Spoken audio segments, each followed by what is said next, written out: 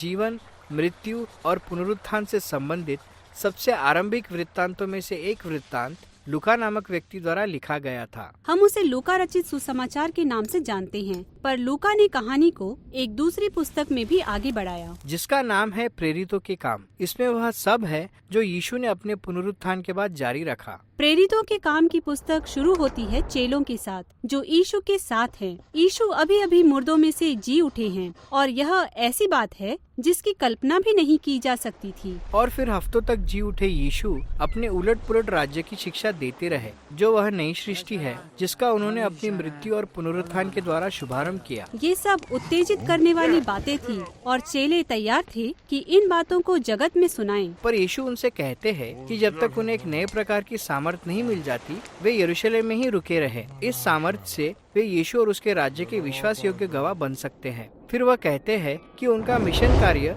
यरूशलेम से आरंभ होगा और फिर यहूदिया और सामरिया में जाएगा और वहाँ से सभी जातियों तक। यह प्रेरितों के कार्य की पुस्तक के लिए एक प्रकार से दिशा निर्देश का नक्शा है। तब चेलों ने यीशु को समस्त सृष्टि के राजा के रूप में सिंहासन पर बैठे हुए देखा। तो चेले प्रतीक्षा कर रहे हैं और सोच रहे हैं कि यह सामर्थ्य कब आएगी और फिर पेंतिकोस्त का समय आता है। तो यह इजरायलियों का एक प्राचीन पर्व है जो गर्मियों के आरंभ में आता है। इस समय हजारों हजार यहूदी तीर्थयात्री संसार भर से यरूशलेम में लौटकर आते थे और नगर में भिन्न भिन्न भाषाओं और संस्कृतियों का जमावड़ा होता था। सब चेले एक साथ एक घर में थे जो अचानक आग के साथ आंधी की सनसनाहट से भर गया।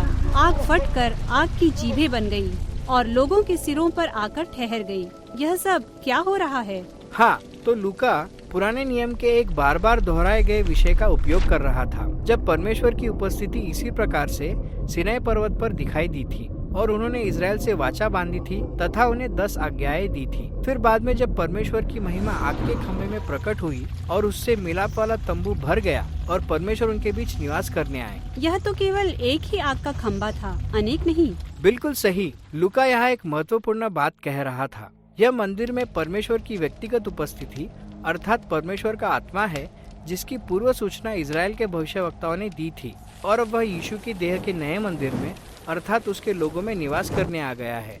वे चलते फिरते छोटे छोटे मंदिर बन गए हैं जहाँ परमेश्वर अब वास करता है। और वे यीशु के विषय में बताने लगे, लेकिन वे ऐसी भाषाओं में बात कर रहे थे जिससे वे स्वयं तो अनजान थे, पर वहाँ आए सभी लोग उन्हें समझ रहे थे। ये सब क्या हो रहा है? अब पतरस खड़ा होकर समझाता है कि इसका मतलब पवित्र शास्त्र के अनुसार इजराइल की आशाओं का पूरा होना है। परमेश्वर की सदा से योजना थी कि वह जगत में शांति और न्याय लाने के लिए अब्राहम के संयुक्त परिवार का इस्तेमाल करेंगे, पर निर्वासित होने के कारण इजराइल के गोत्र बिखर गए थे और अब पेंतेकोस्त पर सभी गोत्रों के लोग एक साथ आए हुए थे और उनका परिचय उनके मसीह से कराया जाता है, जो क्रूसित और पुनरुत्थित यीशु है, ताकि वे अब इजराइल के बहाल किए हुए लोग बन जाए। हजारों लोग यीशु के मार्ग पर चलना आरंभ करते हैं, जो हमें लूका के 2 मंदिरों की कहानी पर लाता है। तो आपके पास वह मंदिर है जिसे हेरोद ने यरूशलेम में बनाया था, जहाँ यीशु के चेले दूसरे इजरायलियों के समान उपासना करते थे। पर अब यीशु का मंदिर भी है जो लोगों से बना हुआ है। यह मंदिर यरूशलेम के बहुत से घरों में एक साथ मिलते थे और लोग एक नए परिवर्तनशील जीवन की ओर बढ़ रहे थे। बिल्कुल सही। इस पर विचार करें। इनमें से बहुत से तीर्थयात्री यरूशलेम के नहीं थे, तो वे इन नए परिवारों को बनाते हैं। वे एक दूसरे पर निर्भर हैं। हाँ, लोग अपना सामान बेचकर अपने बीच जो गरीब लोग थे उनकी जरूरतों को पूरा करते थे। वे एक साथ भोजन करते थे। वे अपनी दैनिक प्रार्थनाएं एक साथ करते थे। वे प्रेरितों से सीखते थे कि यीशु को इस जगत का सच्चा राजा मानकर जीवन जीने का क्या अर्थ है। यह बड़ा उल्लासपूर्ण रहा होगा। पर यह सब हंसी खेल जैसा नहीं था। पुराने नियम के समान ही परमेश्वर का मंदिर होना एक गंभीर बात थी। आप लेवी व्यवस्था की पुस्तक में लिखी उस अजीब कहानी को जानते ही होंगे, जो 2 ऐसे याजकों की है जिन्होंने मंदिर में परमेश्वर का अनादर किया और फिर उनकी एकदम मृत्यु हो गई। अब लूका यहाँ 2 चेलों की एक मिलती जुलती कहानी बताता है जिन्होंने इस नए मंदिर में परमेश्वर के आत्मा का अनादर किया और उनकी भी ऐसी ही दशा हुई।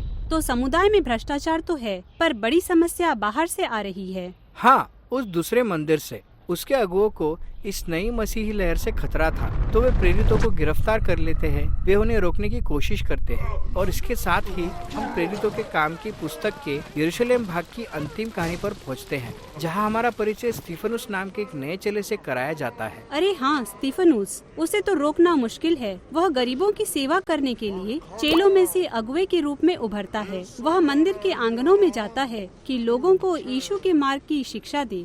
तो मंदिर के अगुवे स्टीफनुस को गिरफ्तार कर लेते हैं। वे एक झूठा गवाह ढूंढते हैं जो उस पर मूसा का अनादर करने का और ऐसा उग्रवादी होने का दोष लगाता है जो मंदिर को संकट में डाल रहा है। इसके जवाब में स्टीफनुस एक शक्तिशाली भाषण देता है कि कैसे इस सारी परिस्थिति का पहले से अनुमान था। हाँ, वह पुराने नियम की कहानी को फिर से सुनाता है, जिसमें वह यूसुफ, मूसा और भविष्यवक्ताओं जैसे लोगों का उदाहरण देता है जिन्हें निरंतर अस्वीकार किया गया था और अपने ही लोगों द्वारा सताया गया था।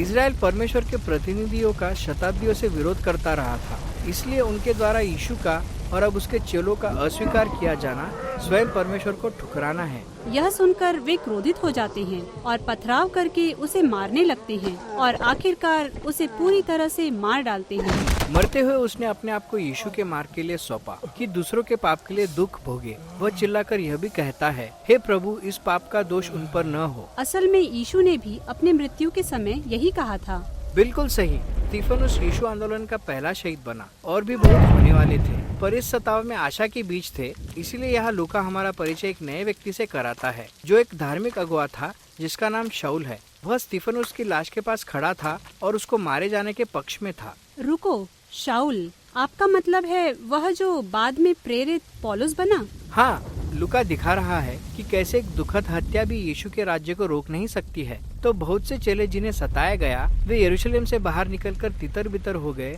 और जैसा यीशु ने कहा था वे यहूदिया और सामरिया की ओर बढ़ने लगे। और वहाँ जो कुछ हुआ उसकी कहानी प्रेरितों के काम की पुस्तक के अगले भाग का विषय है।